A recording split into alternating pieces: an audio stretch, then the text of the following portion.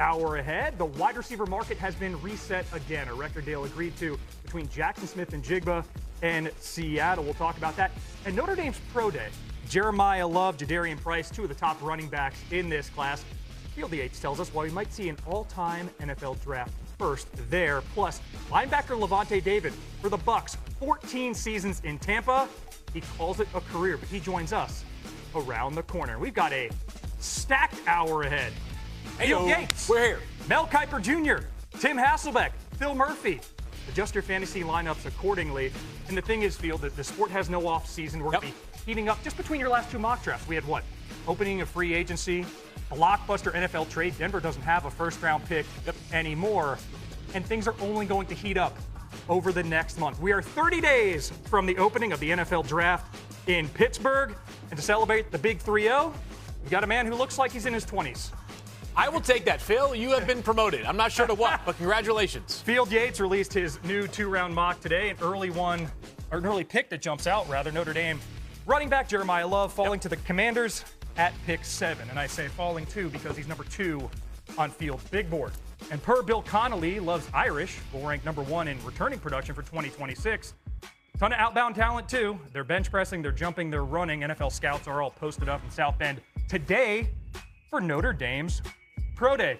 Field, let's start, though, with Jeremiyah Love. And I mentioned it. He's number 2 on your big board. Available to Washington at 7. Take us through the thought process of how that happened. Yeah, the question that Tennessee at number 4 and the Giants at number 5 has to ask themselves is how much are they going to value positional value? When you think about teams that have won in the NFL the highest level in recent years, the Seahawks just won the Super Bowl with Kenneth Walker III, a second-round pick, playing in the final year of his rookie contract. They then had Kenneth Walker III depart in free agency. Does Tennessee or do the Giants feel like they are far enough along in their roster building process they're going to use a premium pick on a player that plays a non-premium position? Meanwhile, the Commanders at number 7, who this offseason have really beefed up their pass rush, specifically with the additions of Odafe Owe and also Kayvon Chason, can say to themselves, 2 years ago, we were playing in Philadelphia for a shot to go to the Super Bowl, Phil. You pair Jeremiyah Love, clearly the most explosive player in this class, with Jaden Daniels in an offense that last season really got stuck in the mud, in part because Jaden Daniels was not fully available for this team, would all of a sudden have a chance to become a strength once again. I think every team in the NFC East feels like the division is a little bit more winnable. I think the Eagles, Commanders, Cowboys should feel going into the year like this division has a chance to be theirs for the taking. Jeremiyah Love would certainly help this Washington offense.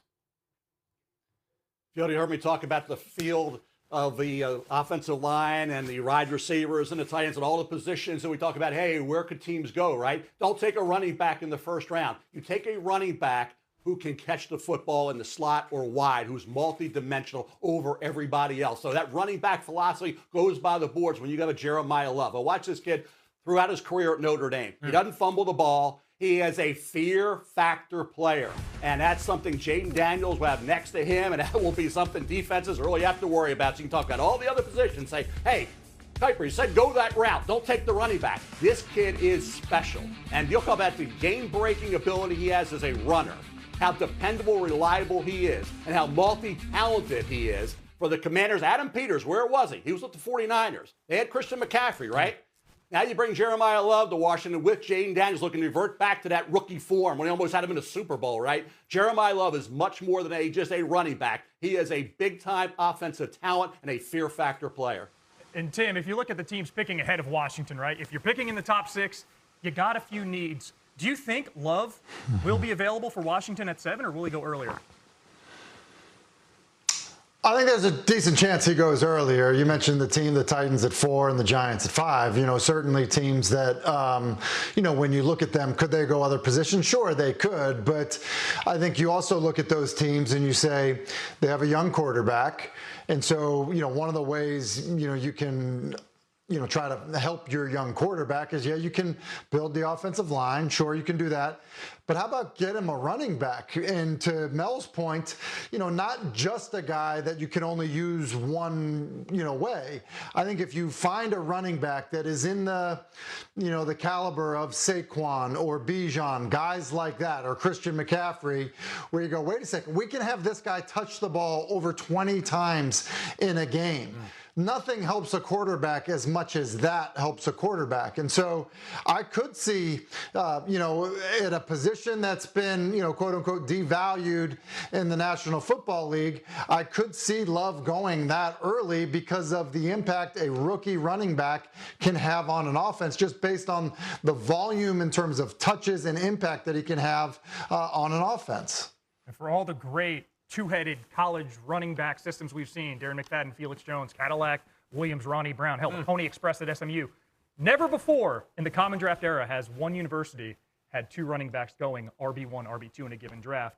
We'll debate Love and Price, but the price you have, Notre Dame, could be the first. Yeah, this sounds like we're about to see some history on April 23rd and 24th, most likely. It's a big day for Fields, both Yates with his latest mock, and on campus, college football field, pro days. Notre Dame, Texas, Louisville, Auburn, 9 of them across college football today. Big-time programs all over Fields' latest mock. And among them, the Plains. Big-time programs there.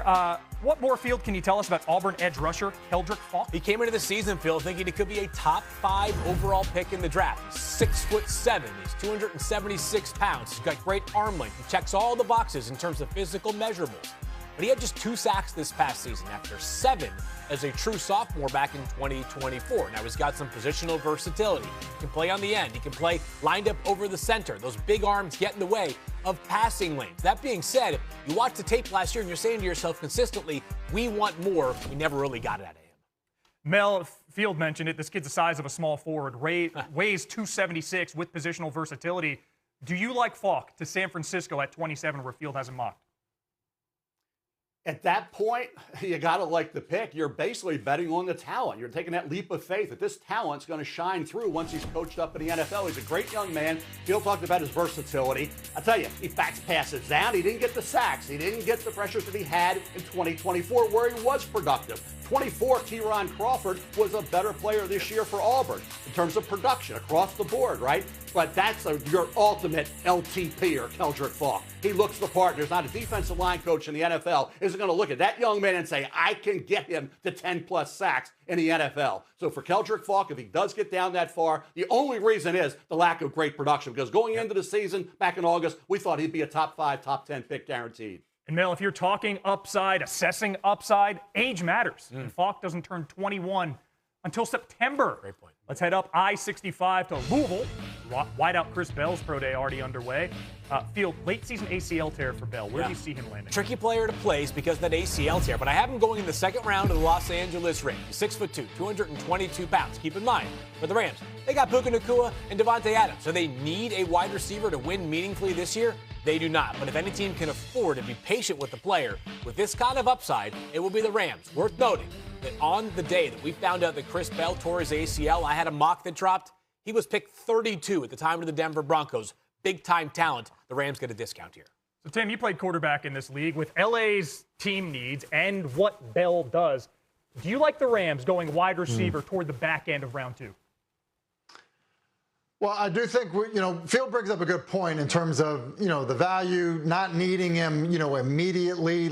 So it is, I think when you get to picks 22 and beyond, you're kind of talking about luxury areas for teams that are good, which the Rams certainly are. So, and then when you look at just the investment at the wide receiver position that you have currently at the Rams, nobody there that's on their roster was a high-round draft pick at the receiver position. So I do think that you need to go in cycles where you need to start investing higher picks at certain positions where you've maybe just outpaced the market with getting Puka in the 5th round, signing an older veteran player like Devontae Adams. So I don't hate the idea because the need's not immediate, but at the same time you get the value and eventually you are going to have to invest in the position. Yeah, and if the knee's healthy at 6'2", 222, more than 17 yards per catch as a junior, at worst, that is enviable depth that Matt Stafford won't mind having.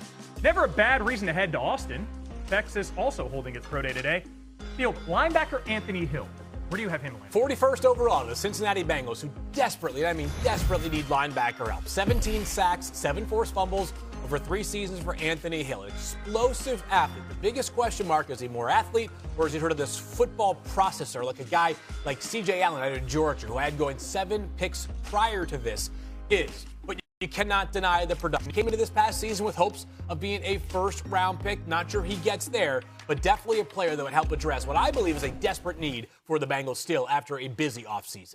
And Field, you have him going 41st overall, so it's not entirely out of that first-round window, right? 9 picks after that. Mel, year 2 with Al Golden at DC and Cincy. Do you agree with Field? Bengals going linebacker here? Defense. They got to go defense. I don't know about the position. I disagree with Field. I think their off-ball linebackers have some talent. Those young kids, and they got better as the year went along. Anthony Hill Jr. is a talented football player. I think when you look at late first round, it's in play for Anthony Hill Jr. He gets down this far, sure, he's worth consideration, but so will be safety and the defensive line, edge rusher, all those areas the Bengals need to upgrade. When I think they will think their field, they're okay at off-ball linebacker going into this draft. Yeah, but it's for Cincinnati's defense, it's been more embarrassment than embarrassment of riches. You got a linebacker, 4.51, 47 forced fumbles in 3 seasons. Not a lot of defensive coordinators would turn that one down. New on NFL Live, new Falcons QB Tua Tagovailoa met with the media today for the first time since he moved to Atlanta. Last year wasn't the best year for me, and I'm looking for a fresh start, but fresh start in the sense of being able to compete, being able to go back out there and playing good football, and I think the best football is still ahead of me. You got Yak and Kyle Pitts. You can throw it in the vicinity of Drake. Drake's going to catch it. You got a back like Bijan, and you got the play-action game to work off of that to get these guys the ball. All in all, I think it can be really dangerous. So it's Michael Penix and Tua leading that Falcons QB room. Tim, on paper, you see the rationale. Lefty QB1, lefty QB2. How do you like the fit for Tua in Atlanta?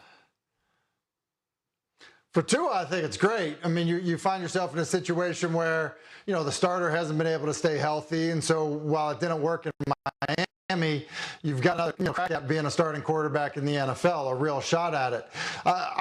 So I think from Tua's perspective, offensive fit, the guys around him that he just referenced, I think it's a great situation for any quarterback. That's why I think I'm a little bit surprised from the Falcons' perspective that they were so eager to sign Tua when there are going to be other quarterbacks that were available, that if it wasn't going to work out with Penix for whatever reason, injury or otherwise, that opportunity was a great opportunity in Atlanta. So, certainly referencing somebody like, Kyler, certainly, other quarterbacks, veteran quarterbacks, maybe guys on the trade market. So it was surprising to me from Atlanta's perspective. I think it's outstanding and very fortunate for Tua. Yeah, I would say this, Tim. I'm not totally surprised by him ending up in Atlanta for a couple of reasons. First of all, the finances of this made this one of those situations where a lot of teams were going to at least have a conversation about it. You're getting him for just over $1 million. That is, by quarterback standards, a complete bargain. And in Atlanta, while it's not a carbon copy of the offense that he played in Miami under Mike McDaniel, there are at least some elements that we saw under Kevin Stefanski in Cleveland that might be translatable for Tua. So is he an answer that I think can be the long-term one for the Falcons? I don't. I still think the more likely long-term answer for them is Michael Penix Jr. The team still has great optimism for him.